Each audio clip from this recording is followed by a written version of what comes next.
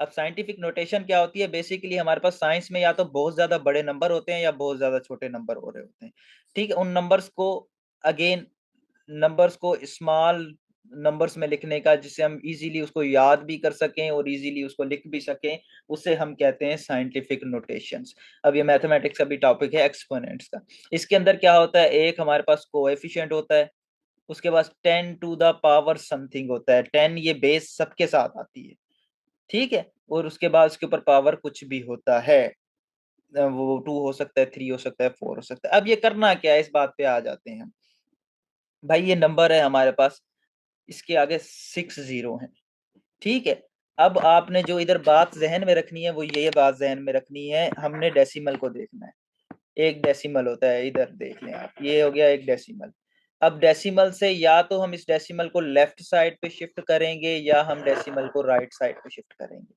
ये बात बड़े ध्यान से सुन लेना कि इस डेसिमल को एक्सपोनेंट साइंटिफिक नोटेशन में किसी भी नंबर को लाने के लिए उसके डेसिमल को या तो हम लेफ्ट साइड पे शिफ्ट करते हैं या तो हम राइट साइड पे शिफ्ट करते हैं। जब भी डेसिमल लेफ्ट साइड पे शिफ्ट होगा तो पावर में प्लस होगा, पावर पॉजिटिव आएगी।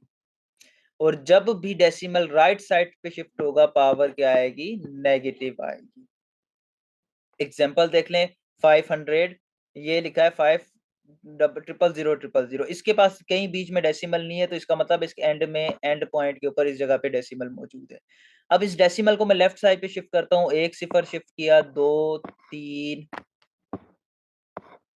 4 5 6, 6 टाइम शिफ्ट किया, तो अब 5 के बाद डेसिमल आ गया।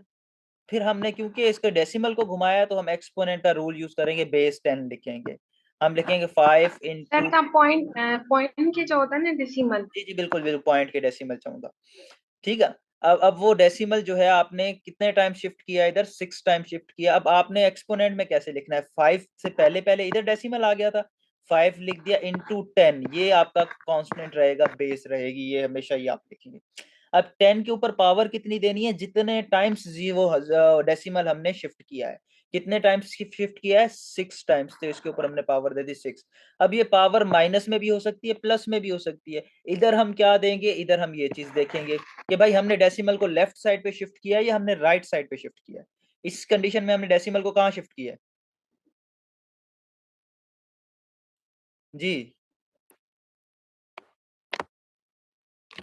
यार मैसेज में बता रहे होंगे बस।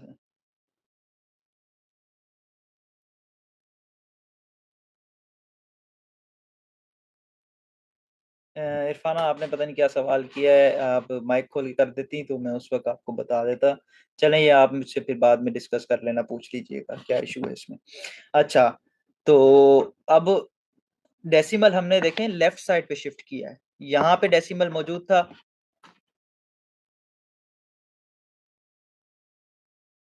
डेसिमल इस पॉइंट के ऊपर मौजूद था, इस पॉइंट के ऊपर मौजूद था, इधर से हमने इसको लेफ्ट साइड के ऊपर 6 पॉइंट किया है तो हमने पावर 6 दे दी। क्योंकि हमने डेसिमल को लेफ्ट साइड पे शिफ्ट किया है तो इधर हम देख के आए हैं कि जब भी डेसिमल लेफ्ट साइड पे शिफ्ट होगा तो हम पावर में प्लस की देंगे, तो 10 टू द पावर 6 आएगा। अब दूसरी एग्जांपल देख लें, 0.00032 है। अब इसको सर साइंटिफिक, अगर जी ऐसा लिखा हुआ 5 पॉइंट मल्टीप्लाई 10 पावर 6, जी अगर अगर ऐसा इनके मतलब साइंटिफिक नोटेशन के वरी उनमें नंबर्स में चेंज कयूं तो हम्म, पो कीअं चेंज कंदासीं? जी अगर तव्हांखे इन ही नंबर के तव्हांखे वापसि प्रॉपर नंबर में शिफ्ट करिणो आहे, पोइ तव्हांखे ॾिसणो आहे, हाणे तव्हां हिते खणी आयो 5 पॉइंट ते, ठीकु आहे। हाणे हिन जे मथां अगरि मां 5.0 ॾेई छॾियां या इन इन ही नंबर को मां सम्झायांसि तो 5 इधर मैं लिख देता हूँ आपको, ये देखें, मैं भी टंग ट्विस्टर आपने कर दिया मुझे सिंधी का करके ना, मेरी जबान बार बार घूम रही है। चलें, ठीक है। अब ये देखें, 5 ये वाला नंबर है, 5 0 0 0 0। अगर आपने डेसिमल इस इधर तक लेके आते तो आप लिखते 50 इंटू 10 टू द पावर कितने टाइम 5 कर देते। अगर डेसिमल यहाँ पे लेके आते तो आप 500 इंटू 10 टू द पावर 4 करते। अब देखें पावर कम करते जा रहे हैं, आप अगर एक और सिफर को यहाँ से जीरो को इस जगह पे लेके आते तो आप लिखते 10 टू द पावर 3। इसी तरह आप कम करते हैं। अब देखिए, अब डेसिमल को आप कहाँ शिफ्ट कर रहे हैं, राइट पे शिफ्ट कर रहे हैं। जब इसको वापस आप उसमें लेके आ रहे हैं, प्रॉपर नोटेशन में लेके आ रहे हैं, इस नंबर को पहले आप साइंटिफिक नोटेशन में इधर लेके आए। अगर प्रॉपर नोटेशन में लेके आना चाहें तो आप डेसिमल को 1 2 3 4 5 6 पॉइंट इधर करेंगे, 6 पॉइंट करेंगे, क्योंकि आपने डेसिमल को लेफ्ट में राइट में 6 पॉइंट किया है, तो आप लिखेंगे 5 इंटू 10⁶। ये तो ऑलरेडी इसका मौजूद था, लेकिन आपने डेसिमल को वापस राइट साइड पे शिफ्ट किया। जब भी आप राइट साइड पे डेसिमल को शिफ्ट करेंगे तो पावर में -6 कर देंगे, तो 6 -6 क्या बचेगा आपके पास? कुछ भी नहीं बचेगा। तो आपके पास जीरो कोई भी नहीं बचता, आपके पास जो आंसर फिगर आ जाएगी वो आपके पास पूरी आ जाएगी। ठीक है, इस तरीके से कन्वर्ट करेंगे। अब आ जाए आप सेकंड वाली एग्जांपल के ऊपर। इसके अंदर देखें, अब डेसिमल को हमने कहाँ शिफ्ट किया है? राइट साइड पे। कितना शिफ्ट किया है? 1 0 2 0 3 0 4 3 के बाद रखा है, मतलब 3.2 इंटू 10⁻⁻4 किया है। मतलब जितने टाइम्स हम डेसिमल को शिफ्ट कर रहे हैं उतना ही हम उसको कर रहे हैं। ये लेफ्ट मी, अच्छा, उतना ही जितने टाइम सर हम, जी जी sir I have a question. जी जी पूछें। सर देखो 0.003 0.0003 हुआ, जी जी उनमें 3.2 इंटू 10⁻³ थींदो न सर, जेतिरा पॉइंट करे असां अॻिते खणी ईंदा ॾिसो ज़ीरो खां मतलब। ॾिसो ॾिसो ॾिसो 0.0003 जी सर। ठीक है। हाणे जी इन में सर। असां डेसिमल के हिकिड़ो टाइम हिते शिफ्ट कयो, ठीकु आहे, ॿ जी सर। टे चार जी सर। 3.2 थी वियो। त घणा टाइम असां शिफ्ट करे आया आहियूं? ॾिसो हाणे 1 2 अच्छा 3 4 एंड टाइम्स। 4।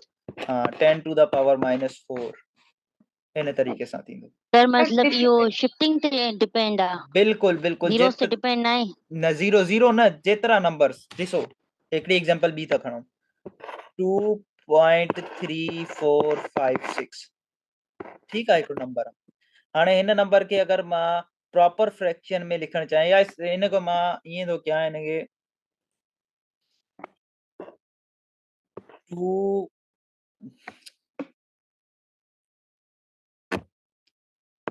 234.765, ठीकु आहे। हाणे हिन नंबर खे मां डेसिमल के लेफ्ट साइड से शिफ्ट कयां थो, 1 एंड 2, तो ये थींदो 2.34765 इंटू 10⁻, लेफ्ट साइड से शिफ्ट कयो आहे, पावर में +2 थींदा।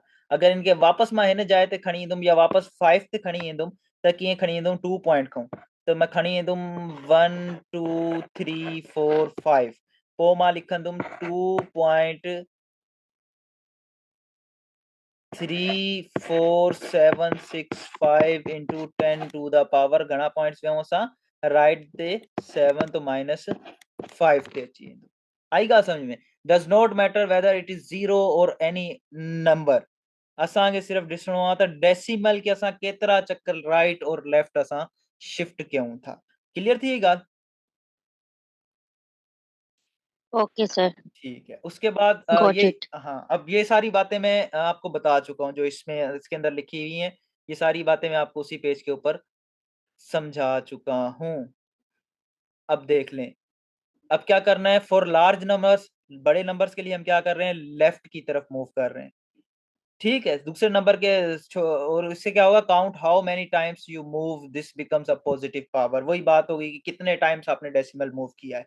एग्जांपल में देख लें, 45,000 है, अब डेसिमल इस जगह के ऊपर मौजूद है, डेसिमल को 1 2 3 और 4 पॉइंट आपने इधर शिफ्ट किया, तो ये 4.5 हो गया इंटू 10⁻, क्योंकि आपने 4 टाइम लेफ्ट की तरफ गए हो तो पावर में आप क्या कर दोगे? प्लस कर दोगे, ठीक। फॉर स्मॉल नंबर्स आप रिवर्स प्रोसेस करेंगे कि आप राइट की तरफ शिफ्ट करेंगे। जब भी आप राइट की तरफ शिफ्ट करेंगे, ये वाली एग्जांपल देख लें, आपने डेसिमल को 1 2 3 3 पॉइंट्स राइट की तरफ शिफ्ट किया, तो आपके पास 7.2 इंटू 10⁻, ऊपर आपने -3 दे दिया, क्योंकि आपने इसको राइट की तरफ शिफ्ट किया था। अब होता क्या है? बिग नंबर्स, बड़े नंबर्स हमेशा पॉजिटिव पावर के साथ आते हैं, ऑब्वियस सी बात है, क्योंकि उसके अंदर हम डेसिमल को लेफ्ट साइड पे शिफ्ट कर रहे होते हैं। और स्मॉल नंबर्स क्या आते हैं? They are always negative power में आते हैं। Always right 1 digit before the decimal, ये सारी बातें इनको छोड़ देते हैं। Don't forget to multiplied by 10, ये वही इंपॉर्टेंट बात के 10 टू द पावर समथिंग आएगा एंड के अंदर, ये एक्सपोनेंट की जनरल सी बात है और इसको ज़्यादा मजीद हम जो है मैथमेटिक्स में अच्छे तरीके से समझेंगे, इसकी टेक्निकल चीज़ें जितनी भी हैं। उसके बाद आते हैं हमारे पास वॉल्यूम। वॉल्यूम भी मैं आपको एक्सप्लेन कर चुका हूँ जब मैं फंडामेंटल अभी यूनिट्स पढ़ा रहा था। दोबारा हम वॉल्यूम को देख लेते हैं। वॉल्यूम क्या कहता है? Volume is the amount of space an object takes up. कोई भी ऑब्जेक्ट कितना अमाउंट स्पेस लेता है वो उसका क्या कहलाता है? वो उसका वॉल्यूम कहलाता है। It tells how much can fit inside a shape. किसी भी एक शेप के अंदर कितना मैटर जो है वो फिट आ सकता है, वो इसकी मेजरमेंट होती है बेसिकली। ठीक है, जैसे हम लेके आते हैं ना 1.5 लीटर की कोल्ड ड्रिंक, 2 लीटर की कोल्ड ड्रिंक, 3 लीटर, अब वो कोल्ड ड्रिंक की जो बॉटल होती है उसकी कैपेसिटी एक हो रही होती है, कितना वॉल्यूम की, भाई ये 1.5 लीटर की है तो इसका मतलब इसके अंदर 1.5 लीटर कोल्ड ड्रिंक या 1.5 लीटर वाटर ही आएगा। Like water in a bottle, air in a balloon, ये इसकी जर्नल डेफिनेशन हो गई, हमारे काम की नहीं। हमारे काम की डेफिनेशन अगेन ये वाली है। वॉल्यूम का फार्मूला क्या है? Length multiplied by width multiplied by height. मतलब किसी भी चीज को वॉल्यूम में कन्फाइन करने के लिए हमें एक लेंथ ये चाहिए, एक विड्थ चाहिए, एक लेंथ चाहिए, तब हम इसके अंदर कोई भी फिलिड, कोई भी वॉल्यूम हम जो है उसका मेजर कर सकेंगे। ठीक है, मैं इसका ऐसा यूनिट क्या होता है वॉल्यूम का? Centimetre cube. सॉरी, ये इसका यूनिट सेंटीमीटर क्यूब है, लेकिन ये ऐसा यूनिट इसका मीटर क्यूब है। ये वाला इसका ऐसा यूनिट है, क्योंकि 3 लेंथ की बात हो रही है। ये ऑलरेडी मैं आपको समझा चुका हूँ बात। Length into length into length है, लेंथ का ऐसा यूनिट मीटर है, तो इसका मतलब metre into metre into metre, metre into metre into metre क्या होता है? मीटर क्यूब होता है। तो इसका ऐसा यूनिट क्या हो गया? मीटर क्यूब हो गया। और इसका आम लाइफ में हम यूनिट जो वॉल्यूम का यूज कर रहे होते हैं वो लीटर्स में यूज कर रहे होते हैं। मैथमेटिकल फार्मूला इसका हमारे पास ये आ गया है। तो बेसिकली अगर आपसे कोई ये पूछता है कि भाई बताओ वॉल्यूम क्या है, तो आप बोलेंगे length multiplied by width multiplied by height is called volume. ठीक है, आसान सा है वॉल्यूम, लेकिन आगे की कहानी जो है ये थोड़ी सी खतरनाक है जो अब शुरू होती है।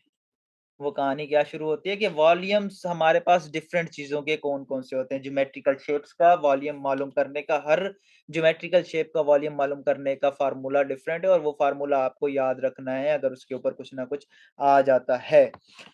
अब पहले हम बात कर लेते हैं ज्योमेट्रिकल या रेगुलर शेप्स क्या होती हैं। वो शेप्स जो हम ज्योमेट्री में यूज करते हैं, जैसे हमारे पास इधर स्क्वायर है, इधर हमारे पास रेक्टेंगल है, सिलेंडर है, ट्रायंगल है या कोन है हमारे पास। ये सारे हमारे पास क्या है बेसिकली? ये हमारे पास ज्योमेट्रिकल शेप हैं जिन्हें हम रेगुलर शेप्स कहते हैं। इर्रेगुलर शेप का वॉल्यूम कैसे मालूम कर रहे हैं, पहले थोड़ा सा उसको समझ लें। इर्रेगुलर शेप का वॉल्यूम कैसे मालूम करेंगे? मिसाल के तौर पर मेरे पास ये पत्थर है, इसकी शेप ये है। अब इसका भी कोई ना कोई वॉल्यूम तो होगा। अब इसका वॉल्यूम मैं कैसे मालूम करूँ? भाई लेंथ इसमें कौन-सी कंसीडर करूँ? ये वाली लेंथ कंसीडर करूँ, ये वाली लेंथ कंसीडर करूँ, ये वाली लेंथ बिल्कुल इक्वल है ही नहीं। तो इसका मतलब है ये रेगुलर तो है ही नहीं। अब इसकी मैं अगर मालूम करना चाहूँ वॉल्यूम, तो मैं वॉल्यूम कैसे मालूम करूँगा? इसका वॉल्यूम मालूम करने का तरीका जो है वो हमारे पास क्या होता है? वो ये होता है कि मैं एक कंटेनर लूँगा। से सपोज़ एक मैंने कंटेनर लिया, इसके अंदर मैंने यहाँ तक पानी भर दिया, ठीक है? अब इर्रेगुलर शेप का हम कैसे मालूम करेंगे? यहाँ पे मैंने मार्किंग कर दी कि भाई ये कितने लीटर्स है, ये कितने इसका लीटर्स है। मैंने कर दिया कि भाई ये हमारे पास 1 लीटर है, 2 लीटर है, 3 लीटर है, 4 लीटर पानी मैंने भरा, ये 5, 6 एंड 7। अब खाली गिलास के अंदर 4 लीटर्स पानी था। मैं क्या करूँगा, इसको जैसे ही मैं इसके अंदर डालूँगा इस पत्थर को, ये पानी का लेवल जो होगा वो इंक्रीज़ होगा। से सपोज़ ये इंक्रीज़ होके इस पॉइंट तक आ गया 5 तक। अब मुझे इस पत्थर का जो इर्रेगुलर शेप है उसका वॉल्यूम मुझे मिल गया। कैसे मिला? कि भाई मेरे पास 4 लीटर तक तो ऑलरेडी पानी था। इसके अंदर पत्थर डालने के बाद 2 लीटर पानी या 1 लीटर 5 तक गया या 3 तक था, जो भी था बहरहाल। 4 तक पानी था, चलो वो 5 तक गया। तो 1 लीटर पानी ऊपर गया, तो इसका हमारे पास वॉल्यूम आ गया 1 मीटर क्यूब। ठीक है? आई बात समझ में? इर्रेगुलर शेप्स का हम इस तरीके से मालूम करते हैं, जो एमसीक्यूज़ को लेके हमारे काम का नहीं है। हमारे काम की क्या है कि रेगुलर शेप्स का कैसे मालूम करेंगे। स्क्वायर ये वाली शेप है, इसका फ़ॉर्मूला है a इंटू ए इंटू ए, क्योंकि स्क्वायर्स की चारों साइड्स बराबर होती हैं, मतलब लेंथ इंटू लेंथ तीनों बराबर होती हैं, तो लेंथ क्यूब, कोई भी लेंथ दी गई हो, से सपोज आपसे कहा गया है एक क्यूब है जिसकी लेंथ है 2 सेंटीमीटर्स। अब बताओ इसका वॉल्यूम क्या होगा? आप 2 मल्टीप्लाइड बाय 2 मल्टीप्लाइड बाय 2 कर देंगे, 2 टू द 4 4 टू द 8, आप बोलेंगे 8 सेंटीमीटर क्यूब इसका वॉल्यूम होगा। ठीक, उसके बाद फिर आ जाता है हमारे पास रेक्टेंगल। रेक्टेंगल का क्या सीन है कि वेट अ मिनट, अच्छा रेक्टेंगल का वॉल्यूम मालूम करने का क्या तरीकेकार है? इसके तरीकेकार है length multiply by breath multiplied by height, मतलब इसकी ये वाली साइड और ये वाली साइड बराबर होती है और दो साइडें की बराबर होती हैं, तो बेसिकली हम इसका लेंथ मल्टीप्लाइड बाय इसकी विड्थ मल्टीप्लाइड बाय हाइट करेंगे तो हमें रेक्टेंगल का वॉल्यूम मिल जाएगा। अब हमारे लिए जो इम्पोर्टेंट फार्मूला याद करने वाला है वो सिलेंडर का वॉल्यूम मालूम करने के लिए फार्मूला याद करने का इम्पोर्टेंट है। सिलेंडर के लिए सिलेंडर की शेप ये होती है और सिलेंडर का वॉल्यूम मालूम करने का तरीकेकार है पाई आर स्क्वायर एच, इसका ये फार्मूला है। आर इज द रेडियस, मतलब इस सेंटर पॉइंट से यहाँ तक का ये रास्ता, ये इसका ये गोल सर्किल है। इस गोल सर्किल के सेंटर से एक पॉइंट तक का जो डिस्टेंस होता है उसे हम रेडियस कहते हैं। ठीक है, रेडियस का स्क्वायर और इसकी ये जो हाइट है, इसको हाइट के साथ मल्टीप्लाई कर दें तो हमें क्या मिल जाएगा? सिलेंडर का वॉल्यूम मिल जाएगा। इसके अंदर एक पाई टर्म यूज़ हुआ है। पाई की वैल्यू जो है वो हमारे पास फिक्स्ड वैल्यू होती है 3.14, मतलब आपके पास ज़िंदगी में कभी भी कहीं भी पाई का सिंबल आ जाए तो आप समझ जाएँ कि इसके आगे हमने वैल्यू जो लिखनी है वो 3.14 लिखनी है, बस। जहाँ पे भी पाई मिलेगा आपको, आपने सिंपल सी ये वैल्यू लिख देनी है और बाकी जो आपको चीज़ें मिली होंगी उसमें वो वैल्यूज़ पुट करके आपने जो है उसका वॉल्यूम मालूम कर लेना है। उसके बाद वॉल्यूम ऑफ कोन, उसका फ़ॉर्मूला हमारे पास है 1/3 पाई आर स्क्वायर एच, तो ये हमारे पास फ़ॉर्मूला किसका है? वॉल्यूम ऑफ कोन का है। इसी तरीके से आगे आ जाएँ आप ज्योमेट्रिकल शेप्स के अंदर, तो वॉल्यूम ऑफ स्फीयर ये इम्पोर्टेंट है, इसको इसका फ़ॉर्मूला तो आपने याद कर लेना है अच्छे तरीके से, इसको घुमा-फिरा के आपको दिया जाएगा, उसका फ़ॉर्मूला स्फीयर का। अब स्फीयर और सर्किल में क्या फ़र्क होता है? सर्किल होता है गोल, रिंग टाइप का, स्फीयर जो होता है बॉल की तरह, 3 डायमेंशनल, जैसे हमारे पास फुटबॉल होती है या हमारे पास कोई दूसरी बॉल होती है, उसका जो वॉल्यूम होता है, उसका जो हमारे पास शेप होती है, उसे हम स्फीयर कहते हैं बेसिकली, ठीक है? उस स्फीयर का वॉल्यूम मालूम करने का फ़ॉर्मूला है 4/3 पाई आर क्यूब। अगेन पाई की वैल्यू क्या है? 3.14। रेडियस क्या होगा? ये देखें इस पिक्चर के अंदर भी रेडियस दिया हुआ है। इस सेंटर पॉइंट से लेकर इस पॉइंट तक का जो इसकी लाइन है, लाइन जॉइन कर रही है, ये पूरा डिस्टेंस हमारे पास क्या कहलाता है? रेडियस कहलाता है। और अगर इस लाइन को मैं यहाँ से यहाँ तक एक्सटेंड कर दूँ, ये पूरा क्या कहलाएगा? डायामीटर कहलाएगा। इसका मतलब हो गया किसी भी सर्किल के r प्लस r जो होता है, वो डायामीटर होता है और एक r अगर खत्म कर दें तो ये इसका क्या हो जाएगा? रेडियस हो जाएगा। ठीक है? स्फीयर का वॉल्यूम मालूम करने का फ़ॉर्मूला ये है, जहाँ भी स्फीयर का ज़िक्र आएगा वहाँ पे वॉल्यूम मालूम करने के लिए ये वाला फ़ॉर्मूला 4/3 पाई r क्यूब लिख देंगे। वॉल्यूम ऑफ ट्रायंगल अगेन इतना ज़्यादा इम्पोर्टेंट नहीं है लेकिन फिर भी 1/2 इसे हम हाफ भी पढ़ते हैं। Half multiplied by base multiplied by height multiplied by length.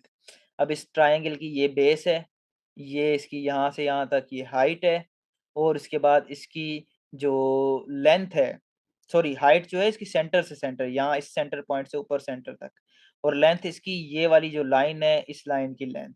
इन तीनों को आपस में मल्टीप्लाई करके इनका आधा कर देंगे या इनको 1/2 से मल्टीप्लाई कर देंगे तो हमें वॉल्यूम ऑफ द ट्रायंगल मिल जाएगा। तो ये कुछ ज्योमेट्रिकल शेप्स के वॉल्यूम मालूम करने के फ़ॉर्मूले थे। उसके बाद हमारे पास जो मेन टर्म आ जाता है वो हमारे पास आ जाता है डेंसिटी का। अब डेंसिटी बेसिकली क्या होता है? डेंसिटी बेसिकली इज़ अ मास पर यूनिट वॉल्यूम। डेंसिटी आपने सुना होगा आम ज़िंदगी में लफ़्ज़, यार बड़ा डेंस था, कोई भी चीज़ आपकी थिक बन जाती है, आप उसको भी डेंस कहा जाते हैं। जहाँ पे रश हो जाता है आप उसको कहते हैं डेंस डेंस हो गया, ये डेंसर हो गया। ये थोड़ा-सा गाढ़ा हो गया या थोड़ा-सा ये रश वाली जगह हो गई। आम ज़बान में मार्केट में कहें कि डेंसिटी हो गई, मार्केट के अंदर बहुत ज़्यादा रश था, तो उसे हम क्या कहते हैं? बेसिकली आम ज़बान में डेंस या डेंसिटी कहते हैं। अब किसी भी मटेरियल की डेंसिटी होती क्या है? डेंसिटी ऑफ अ सब्सटेंस क्या होती है, is defined as mass of a substance per unit volume, के किसी एक स्पेसिफिक वॉल्यूम के अंदर कितना मास आया है उसको हम क्या कहते हैं, उसकी डेंसिटी। इस डेंसिटी को रो से जाहिर किया जाता है। ये पी टाइप की शेप होती है, ग्रीक शेप है, इसे हम रो कहते हैं। आप इसे अगर कंसीडर पी कर लें तो वो आपकी मर्जी है, बस आपको कंसेप्ट समझ में आना चाहिए। मास पर यूनिट वॉल्यूम, ठीक है। अब ये मास पर यूनिट वॉल्यूम जो है क्या कहलाता है हमारे पास, डेंसिटी कहलाती है।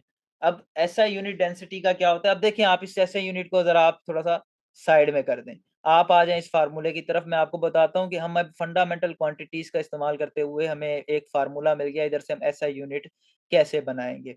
मास है, मास फंडामेंटल क्वांटिटी है या ड्राइव क्वांटिटी है? हाँ जी, sir fundamental quantity. Fundamental quantity है। फंडामेंटल क्वांटिटी मास, और इसका एसआई यूनिट क्या है? मास का ऐसा यूनिट किलोग्राम है, ठीक है। ये आप एक दफा देखेंगे आपको याद आ जाएंगी। तो इधर मैंने क्या लिख दिया, रो का ऐसा यूनिट में बना रहा हूँ, मतलब मैं जो है डेंसिटी है उस डेंसिटी का ऐसा यूनिट बना रहा हूँ। तो मैंने लिखा रो का ऐसा यूनिट यानी डेंसिटी का ऐसा यूनिट होगा मास। मास का ऐसा यूनिट है किलोग्राम, और वॉल्यूम का ऐसा यूनिट क्या है?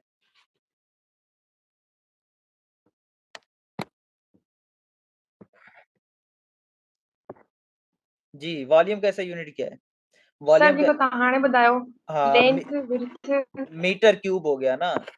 ऐसा यूनिट क्या हो गया, मीटर क्यूब हो गया। 3 लेंथ होती है उसके अंदर, मैंने कहा था इसका ऐसा unit length into length into length, तो इसका ऐसा यूनिट मीटर क्यूब हो जाएगा। तो वॉल्यूम की जगह पे नीचे मैं मीटर क्यूब लिख दूंगा। तो ये जो मेरे पास यूनिट निकल के आया, ये मेरे पास ऐसा यूनिट किसका निकल के आया, डेंसिटी का निकल के आया, किलोग्राम पर मीटर क्यूब। तो ऐसा यूनिट ऑफ डेंसिटी क्या है हमारे पास, किलोग्राम पर मीटर क्यूब। तो हमें सिर्फ अब क्या चाहिए, अगर हमें फंडामेंटल क्वांटिटीज याद है तो हमें सिर्फ ये फार्मूला चाहिए। फार्मूला मिल जाए उसके बाद ऐसा यूनिट हम खुद ही निकाल के रख देंगे, हमें कोई जरूरत नहीं है ऐसे यूनिट्स को याद करने की, ठीक है। उसके बाद mass is measured in kilograms, kilogram में मेजर किया जाता है। ये वही बात होगी, सेंटीमीटर क्यूब के अंदर वॉल्यूम मेजर किया जाता है, तो मास अपॉन वॉल्यूम है, मास डिवाइडेड बाय वॉल्यूम है। तो इसका मतलब है kilogram divided by metre cube, इसका एसआई यूनिट बन जाएगा। ये डेंसिटी होती है, ठीक है। अब डेंसिटी के बाद हमारे पास जो कंसेप्ट आता है वो कंसेप्ट वो आ रहा है, अच्छा चलें ये देख लें, थोड़ा सा आइडियाज ले लें इसके। इफ मास इंक्रीजेस, अब इधर से जरा थोड़ा सा मैं आपको पिछली स्लाइड में एक और चीज समझा दूं। अब ये ऐसी चीजें आपने बड़े ध्यान से समझनी है, इस वजह से पहली क्लास में थोड़ा सा मैं ज्यादा टाइम भी दे रहा हूँ। वो इसी वजह से दे रहा हूँ कि आप जो बुनियादी चीजें दोबारा मैं बैठ के आपको समझा ना रहा हूँ उस वक्त आपको एक लेवल तक क्लियर हो जाए। अब देखें ये मैथमेटिकल इक्वेशन है ना, इस इक्वेशन के अंदर दो चीजें होंगी हमेशा, आप देखेंगे जिस भी मैथमेटिकल फार्मूले के अंदर, एक अपॉन के ऊपर वाली होगी न्यूमिनेटर में, एक डिनोमिनेटर में होगी, और इस साइड इक्वल के ऊपर कोई भी वैल्यू होगी। से सपोज हम ये डेंसिटी की एग्जांपल ले लेते हैं। अब डेंसिटी में मास ऊपर है और वॉल्यूम नीचे है। अब जो चीज ऊपर होती है ना वो हमेशा इसके साथ डायरेक्टली प्रोपोर्शन में होती है। मतलब अगर मैं लिखना चाहूं तो density is directly proportional to the mass. Directly proportional मतलब कि अगर मास बढ़ाएंगे तो डेंसिटी बढ़ेगी, मास बढ़ाएंगे तो डेंसिटी बढ़ेगी। जब एक चीज बढ़ाने के साथ अल्टीमेटली दूसरी चीज भी बढ़ जाए तो हम इसे कहते हैं डायरेक्ट प्रोपोर्शन। और अगर एक चीज के बढ़ाने से दूसरी चीज कम हो जाए तो हम उसे कहते हैं इनवर्स प्रोपोर्शन। ये जनरल सा कंसेप्ट है, बेसिक था। तो मैथमेटिक्स से आपने क्या आइडिया लगा लेना है भाई, इधर से हमने आइडिया लगा लेना है जो चीज ऊपर है वो डायरेक्ट प्रोपोर्शन में है इसके साथ, जो नीचे है वो इनवर्स प्रोपोर्शन में है। इसका मतलब है मास बढ़ेगा तो डेंसिटी बढ़ेगी। हाँ जी, मास बढ़ेगा तो डेंसिटी बढ़ेगी डायरेक्ट प्रोपोर्शन में, ऐसे ही है। आवाज आ रही है आपको मेरी? अब ये लिख के बताएंगे यार। जी जी, आ रही है। हाँ जी, तो जवाब तो देना। अच्छा, तो अब मास बढ़ेगा तो डेंसिटी बढ़ेगी, लेकिन अगर वॉल्यूम बढ़ेगा तो डेंसिटी बढ़ेगी या कम होगी? क्योंकि ये इनवर्स प्रोपोर्शन डिक्रीज में है तो डिक्रीज होगी, ठीक है। ये आपके पास जनरल अंडरस्टैंडिंग होगी कि डायरेक्ट प्रोपोर्शन और इनवर्स प्रोपोर्शन हमने समझना कैसे, फार्मूले को सामने रख के। हमें कोई जरूरत नहीं है कोई हमें बैठ के समझाए या हमें क्लियरली एक्सप्लेन्ड हो, इस फार्मूले से हम समझ जाएंगे भाई मास बढ़ेगा तो डेंसिटी बढ़ेगी क्योंकि ऊपर है, नीचे होगा तो फिर वो डिक्रीज होगी, मतलब इनवर्स प्रोपोर्शन में आ जाएगी, ठीक है। उसके बाद इधर भी यही बात की है, देखिए मास increase but volume stage the same, density increase होगी, मतलब मास इंक्रीज होगा तो डेंसिटी इंक्रीज होगी, वॉल्यूम इंक्रीज होगा तो डेंसिटी डिक्रीज हो रही है। Heavier objects in small spaces high density, मतलब ज्यादा लोग कम जगह में ज्यादा डेंसिटी, और कम लोग ज्यादा जगह में लो डेंसिटी हो जाएगी। ठीक है, अब ये significant figures, the numbers of reliable known digits in a value are known as significant figure. ऐसे नंबर्स जिनके ऊपर हम क्वांटिटीज में साइंटिफिकली हम जिनके ऊपर रिलाय कर सकते हो, उन नंबर को हम क्या कहते हैं, सिग्निफिकेंट फिगर्स। इसके सिंपल से 4 रूल्स हैं, इन 4 रूल्स को आपने जहन में रखना है। अब सिग्निफिकेंट फिगर्स क्या होता है, हमें कोई नंबर दिया जाता है, से सपोज हमें नंबर दिया रहा है 2 3 4 5 और हमें बोला जाएगा how many significant figures this number has, तो उसमें फिर एक होगा, कोई ऑप्शन दिया गया होगा बी सी एंड डी, तो हमें नंबर ऑफ सिग्निफिकेंट फिगर्स में कितने हैं, 1 हैं, 2 हैं, 3 हैं, 4 हैं, वो बताने होते हैं। वो बताने के लिए ऑब्वियसली हमें उसके रूल्स पता होने चाहिए। रूल्स बेसिकली क्या है कि सबसे पहला रूल है all non zeros are significant, कोई भी नंबर जो नॉन जीरो होगा वो सारे के सारे सिग्निफिकेंट फिगर्स होंगे। एग्जांपल में देख लें 2.25 है, अब ये 3 नंबर्स हैं, बीच में डेसिमल भी है, लेकिन क्योंकि ये नॉन जीरो नंबर्स हैं तो इसको हम कहेंगे ये कितनी सिग्निफिकेंट फिगर है, ये 3 सिग्निफिकेंट फिगर है। इसी तरीके से आप सेकंड रूल देख लें, leading zeros are not significant, जो जीरोस नॉन जीरोस, अब बेसिकली सिग्निफिकेंट फिगर का मकसद क्या है, इसका मकसद ये है कि जीरो कहाँ पे हमारे लिए रिलायबल है और कहाँ पे नहीं है, बेसिकली ये मतलब है। ठीक है, नॉन जीरो तो सारे जो हैं वो हमारे लिए रिलायबल हैं, 1 2 3 4 5 6 ये सारे हमारे लिए रिलायबल हैं, लेकिन जीरो का मसला आता है कि कुछ जगह पे हमारे लिए वो रिलायबल होता है, कुछ जगह पे नहीं होता। तो leading zeros are not significant, मतलब ऐसे जीरोस जो नॉन जीरो से पहले आए वो सारे क्या होंगे, नॉन सिग्निफिकेंट होंगे, उनको हम काउंट ही नहीं करेंगे। जैसे ये हमारे पास एक फिगर है 0.00000034, अब इसमें हालांकि टोटल डिजिट्स आप कहें तो बहुत सारे हैं, लेकिन सिग्निफिकेंट कौन से हैं, नॉन जीरो, यही 3 एंड 4 हैं। क्यों? क्योंकि जीरो जब भी किसी नॉन जीरो से पहले आ जाएगा तो वो नॉन सिग्निफिकेंट हो जाएगा। तो ये सेकंड फिगर, ये सेकंड वाला जो नंबर है हमारे पास, ये 2 सिग्निफिकेंट फिगर हुआ। रूल नंबर 3 है ट्रेलिंग जीरोस, मतलब बाद में आने वाले जीरोस, नॉन जीरो नंबर के बाद में आने वाले जीरोस आर सिग्निफिकेंट ओनली, एक condition, if an explicit decimal point is present. अब जब भी किसी भी नॉन जीरो नंबर के एंड में डेसिमल पॉइंट मौजूद होगा तो हमारे पास वो जो नंबर होगा, वो जो जीरोस होंगे, वो उस सूरत के अंदर हमारे पास क्या होंगे, सिग्निफिकेंट फिगर्स होंगे। देखें अब ये 200 है, अब 200 में कोई डेसिमल नहीं है, अगर कोई डेसिमल नहीं है तो हम क्या कह रहे हैं, ये कितना सिग्निफिकेंट फिगर है, this is only 1 significant figure.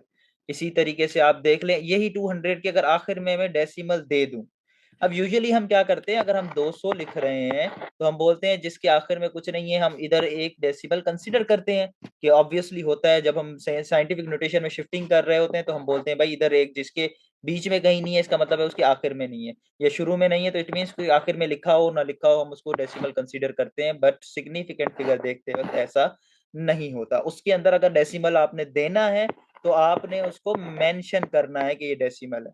अब ये 200 जो है ये 3 सिग्निफिकेंट फिगर हो गया। अगर ये डेसिमल ना होता तो हम बोलते हैं ये 1 सिग्निफिकेंट फिगर है। क्यों? क्योंकि इसमें एक तो डेसिमल नहीं है और नॉन जीरो नंबर के बाद जीरो हैं। तो सेकंड कंडीशन में आप देख लें कि 200 है, इसके आखिर में डेसिमल दिया गया है, तो हम इसको क्या कंसीडर कर रहे हैं, हम 3 सिग्निफिकेंट फिगर कंसीडर कर रहे हैं। इसी तरह अगर 2 डेसिमल कहीं भी बीच में आ जाए, नॉन जीरो के बाद डेसिमल कहीं भी आ जाए और उसके बाद जीरोस जितने भी होंगे वो हमारे पास सारे जीरोस क्या होंगे, सिग्निफिकेंट फिगर कहलाएंगे।